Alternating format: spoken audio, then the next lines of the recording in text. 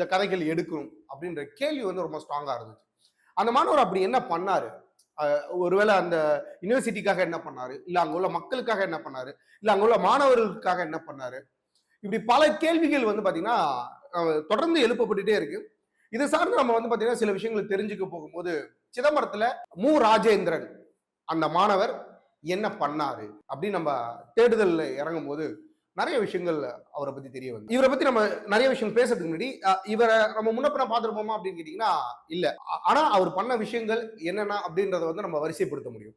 முக்கியமா சிதம்பரத்துல நீங்க அண்ணாமலை யூனிவர்சிட்டி அந்த பல்கலைக்கழகத்துக்கு நீங்க போகும்போது வந்து ஒரு ஸ்டாச்சு ஒன்று இருக்கும் சென்டர்ல.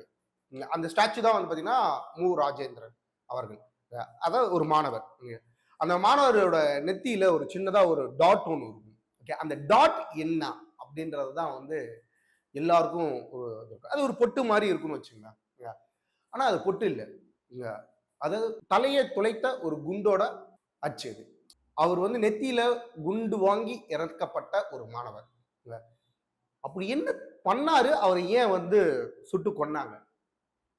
இந்த கேள்வி வந்து எல்லாருக்கும் ரொம்பவே அதிர்ச்சியாக இருக்கும். ஓகே, ஸோ ஏன் கொல்லப்பட்டார்? ஒரு மாணவனை சுட்டுக் கொல்ற அளவுக்கு அப்படி என்ன மாணவர் பண்ணார்?